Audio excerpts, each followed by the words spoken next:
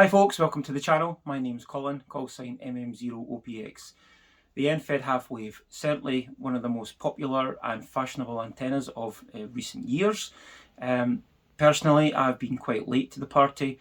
I've not really had any need for one, but more recently, developing my portable ham radio Go kit, I thought it would be a good idea and that the EFHW half-wave would be a very good candidate. Now, something that's always intrigued me about EFHW half-waves now, typically these antennas are multiband. Originally they were not multiband, they were fed with an LC coupler or the likes. EFHW ZEP, I think they were actually originally called. But typically when we think of an EFHW half-wave, they're fed with either a 49:1 or a 64:1, and there is some other combinations, but typically those two transformers, that's what we see being used. And that will give you, so say for instance you have a half wave on 40 meters, so that would be 20 meters of wire, 66 foot-ish. That would give you 40, 20, 15 and 10. If you had 10 meters of wire, that would give you 20 and 10, and so on. Effectively you could put any half wave of wire for the band that you wanted to actually use. Now, something that you always see on these transformers, ununs, whatever you want to call them for sale, is they always have a power rating.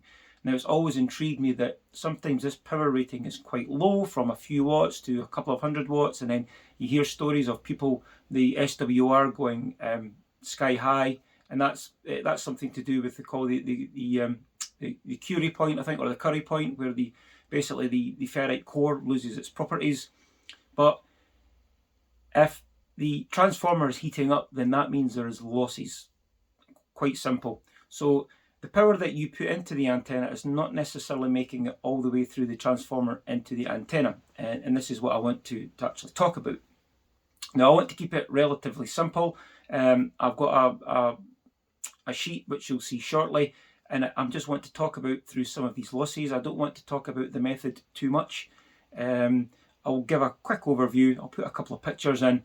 And if you want me to do a video on the method of how to check how efficient or how much insertion loss there is with your 49:1, 64:1 transformer, then I'll make a video on it. Right, let's go and take a look. So what we have here is a matrix that I've created in Excel, and it's allowing me to track insertion loss on different ferrite cores. All are 43 material, so different ferrite cores with different types of windings. I'll put a link to this in the description. This is just on Google Documents, so I'll put a link to that, so if you want to check that out. And as I update this, feel free to check whenever you want. There's a little color code key to this. So if the transformer is less than 75% efficient, then it's red. If it's 75% or greater, it's yellow, and if it's 85% more efficient, it's green. This is just for my benefit. That's not saying that red is necessarily bad. I'm just got that on there, and it just helps me categorize and just see quite easily, just visually. So I think what we'll do is we'll look at this first. So this is a ferrite FT14043 49:1. It's probably the most well-known, or one of the most well-known 49:1s that you'll see.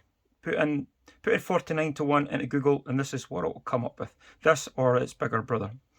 Now, there's a lot of good things, because if you're new and you want to experiment, this is a good option, because when you connect this up to your wire, it's going to give you good multiband SWR, and that's something that you need to consider. Just because you have a very efficient core doesn't necessarily mean it's going to give you a good SWR, and that's one of the problems that I've encountered. So if we look at this core here, this is what we actually have in the top left here. So using the back-to-back method, I'll try and put a picture on the screen here.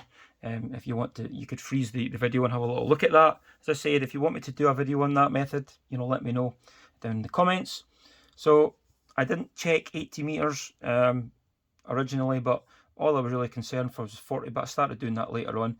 So if you look on 40 meters, 1.67 dB of loss, 1.57 on 20, 1.6 and 1.7 on 10 meters. And if you translate that into efficiency terms, so on 40 meters, you put 100 watts into your antenna, and out the other end only comes 68.08 watts. And it's quite stable throughout HF. You can see that it's, you know, pretty much the same across. I'm not saying that that is terrible, but I think we can actually do better than this. Now remember, 3 dB, half an S point, maybe an S point on some rigs, so you're probably not even going to see that, but as I say, we can do better. Now if we take the same core, we take the windings, and instead of doing the traditional crossover method, if we do them all close together, you can see that things actually improve. Now you can see that it's bumped up over, you know, they're all over 75%. You can see especially on 10 meters and on 15 meters things have improved quite a lot. On 40 meters it's gotten a lot, it has gotten better overall. So certainly with the closer windings things are getting better. Now if we go one more, so this is a 321, which is still a 4091. Now remember, 3 primary cores, 21 total turns. So if we take 21, divide it by 3, which gives us 7, and if we square, so 7 times 7 is 49. That's how we work out our ratio. So you can see that things actually improve again. And this is probably one of the ones that, this is probably what I would actually go for if you want to use a 140-43 core. You could see we're up nearly 85%, nearly 80% of 15. On 10 it takes a little drop, but you can see it's still 69 versus 67 on the standard. So if you've got an FT 140-43, this is something that I would look at. I then took that a stage further. I then thought I would take a look at a 428. So again, works out to a 49-1, but there's more turns, and I think the more primary turns that you get, this is, you know, where you can get a lot more efficiency from, or you can do. And you look, we're actually into the green. So 80 meters, nearly 88%, 85.61 on 40. 20 is still usable, 78.34. We'll look at 15, 67.61, and look at 10. I just wouldn't even entertain that. So for your 100 watts in, you're getting 20 watts out, 6.9 dB of loss. Now you may consider that a lot, you may not, but as I said before, the compromise for the FT 140-43 is certainly the 321 turns. Now I'm going to apologise ahead. When I started these experiments, I didn't have any of these cores, and I've only actually got 2 of these, and you need 2 of these to do each test. So unfortunately, I can't do everything. If I had a lot of cores, and you know, these are not that cheap. What are these? These are about £9 each plus VAT, value added tax, so about £10, just over £10 each. So I can't just be buying cores, unfortunately, to do these tests, although I really wish I could. So this is the other industry standard, and if we look at this, and I was actually quite pleasantly surprised, because it is a lot more efficient than the 140-43. So if you look at 80, 75, 40s, 78, 20 meters, 81, 82, 78, it tails off on 10 meters, but it's actually quite respectable. Now I've not done any more experiments on this. I need to get another couple of these, and I'd like to stack them together, because a lot of people have the 240-43 core, they have them 2 stacked or 3 stacked, and I'm going to get to stacking later. And I'm not, stacking's good for power handling, but I'm going to say that it's not always good for efficiency on certain bands, but we'll get to that. Now, I was pointed in the direction of a channel on YouTube called Evil Lair Electronics, and they had done a lot of experiments with this core here. Now, this core here is the ferrite I don't know what the technical name for it is, but it's the no, sorry, wrong one. This one here. 2643251002, and this is the dimensions I put for easy identification. If you compare it to the FT24043, believe it or not, there's only about 2 grams of difference between these, so they're almost exactly the same mass. But if you look at them side on, you can see the difference. So right away, if you look at the standard 14 and 2 windings, look what we've got in efficiency terms. It's, you know, so it's like half the loss you get over the 240-43. Really, really good. 89, so nearly 90, 89, 85, 85, 86. And you notice that it's really uniform across HF, which makes it a really good choice for a multiband antenna. I mentioned before briefly about SWR, and this is an issue that I had. When you set this up as an antenna, and I like to run an inverted L because it's better for DX, what I was finding was that the SWR was up around 2.2, 2.3 to 140 meters. As an inverted V, it was like 1.6 on 40 meters. The higher bands, 20, 15 and 10, great matches, no problem at all. Really low SWR. And that's one of the things that just because you get a low SWR doesn't necessarily mean you've got, you know, an efficient antenna. So I knew that I had to change something. So I did some experiments with this core because this one's certainly a winner. I don't think you could beat this for efficiency terms for a like for like for the FT240-43.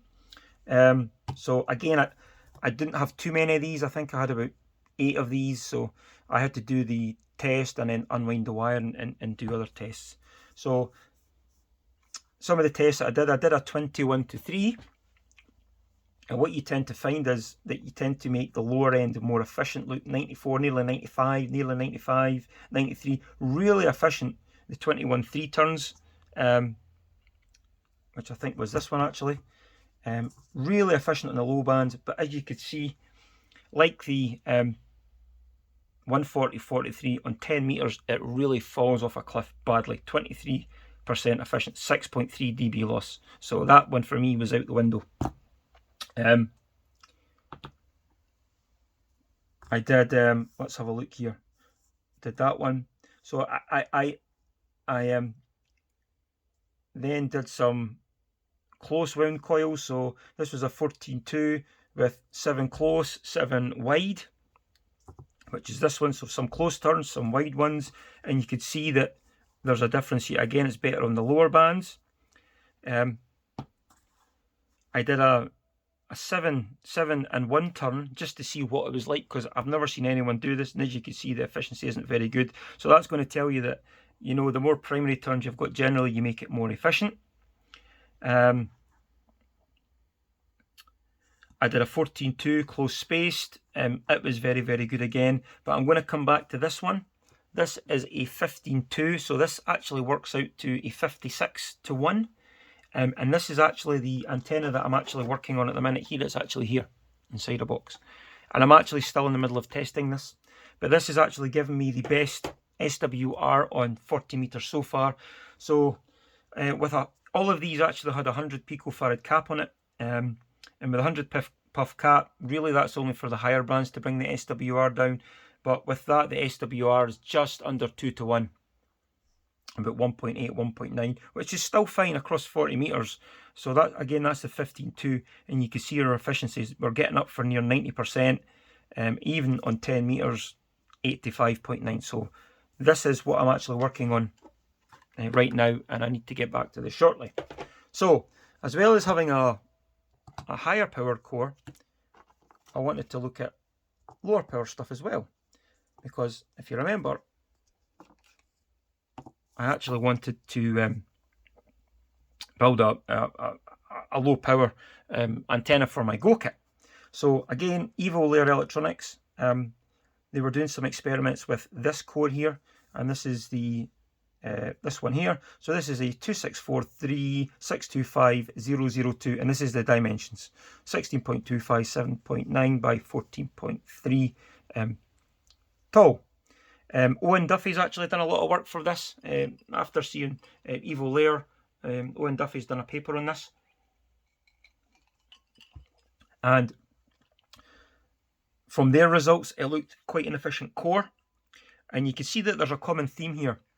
The thicker that the core is, generally the more efficient it is over the well, there's a 240-43 again in the bigger core. So the chunkier cores tend to be more efficient. So this was the winding that I initially seen, and this was a 21.3 or a 321, which is this one. Obviously I'm using smaller wire on this. Really good. Losses really low. This was my preferred one, but it didn't end up being the final choice again because I had SWR issues. SWR was over 2 to 1. It was like 2.3 to 1, running as the inverted L, which is my preferred way of deployment. The inverted V is good, but it's much more NVIS, and I'm looking for that DX. So again, I tried a 14.2, which is, you know, wider spaced. I tried a 21 turns, 21.3 turns, close spaced with a crossover. Actually, this was this one, really bad. I tried stacking 2 cores to see what it did, and what I alluded to earlier on was, if you stack the cores, look how efficient it makes it on the lower bands. 80 meters, 93.11. I think that's probably one of the best results I've actually seen, or one of them. 40 meters again, 86.5. Look what it does on 10 meters. It just absolutely falls off a cliff. 15.17%, 8.19 dB of loss. So again, if I had more of these FT 240-43s, I'd like to do this test, because you're going to see a low SWR, but you may have efficiency losses. So again, you know, I wish I could do that, because I think, in my hunch is, if you're running this core or this core and you're stacking these, I think you're going to see bigger losses in the higher bands. But hey, I could be wrong. So what I actually ended up with was this one. I ended up with a 64 to 1, 16.2 close spaced turns with the, again with a 100 puff cap. Now they're all in yellow, but they're all high yellows. So in comparison to likes of the FT 140-43, a lot better. You could argue, maybe not, but almost half the losses. So you could see on 80 meters, which I'm not really interested in, just under 80, and then 82.3, 82.7, 82.2, 84.24. So really good across HF. So I made this, and I actually went and checked the SWR, and then we actually had success. SWR on the inverted L was just below 1.5 to 1 on 40 meters across the band, with about 30 feet of coax, and all the other bands tied in nicely harmonically, which could be another issue. Sometimes the bands don't fall where you want them to, but you know, it's better to be lucky than to be good. This is actually the finished product, and what I came up with. It only weighs 50 grams. I'm really over the moon with how this turned out. This is a Hammond enclosure. These are stainless steel rings to mount it. Stainless steel hardware. This is an Amphenol BNC connector. We can actually open it up and give you a little look. I can find my screwdriver.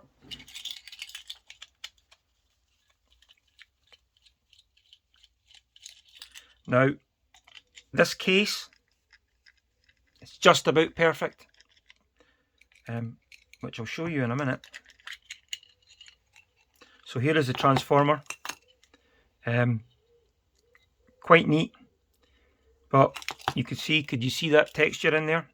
I've had to take a Dremel and actually take away a little bit of material on the lid and a little bit of material inside here, and I've had to put the core on its side in order, because it was just basically too high. Sitting like this, it was too high, so this was actually slightly shorter. So that's what I've had to do, but I've managed to get it in such a way that when you put the lid on, it holds it in place, so you don't need to put it, you don't need to worry about it. Everything stays nice and neatly in place. Now, does it work? You betcha it does. I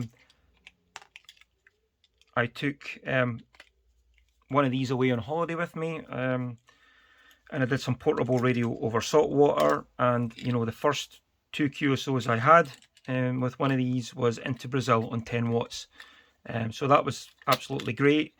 I went out another couple of weeks later, sorry, a couple of nights later, and you know, I worked a few stations around Europe, and I worked 3 or 4 stations over in the States, you know, within an hour or so. So this is what I've come up with, and this is what I was wanting in the first place, and I've actually had to do all this work with all these cores basically to get to that. So it's been a really nice, actually been quite an enjoyable process. Quite frustrating at times because, as I say, not all of these will actually translate into an antenna, but eventually I've managed to get one for QRP. Works really well, and I don't think I'm too far away from the higher power version. Now, I think that when we get this working, because it's more efficient than the FT24043, I think that this core will actually be good for maybe a couple of 100 watts SSB, maybe 100 watts digital modes. I am going to try stacking these at some point down the line, but again, my feeling is it's going to make it a lot less efficient on the higher bands. So there we go. Well, there we are, folks. Again, I hope that was of some interest to you. Some of you might be thinking, you know, what difference does 2 dB or 1.5 dB matter? Perhaps not a lot in the grand scheme of things, but you know, the way I look at it is, if you can do a little bit better, then why not do a little bit better? You know, quite simply, if you're going to be buying a end-fed half-wave transformer or antenna, complete antenna, you know, ask the manufacturer for these specs. I've only ever, please, you know, somebody let me know, but so far I have only seen my antennas. They actually publish their figures, the back-to-back check comparison. They show you how much loss there is, and I think that's excellent that they do that. So, you know, please ask the manufacturer. You know, it's something that you know they really should be doing, because you know it's good to have that information. So I'm going to do you know, some more experimenting over time as I get some different cores. I'd like to get some of the QRP cores. I think they're FT5043s, FT8043 something. Can't remember exactly. But some of these small QRP cores, I'd like to try those and see how they compare to my QRP core. My hunch is they won't be as good because the relative dimensions are much like the 14043 or the 24043, but they're very forgiving and they give you good SWR.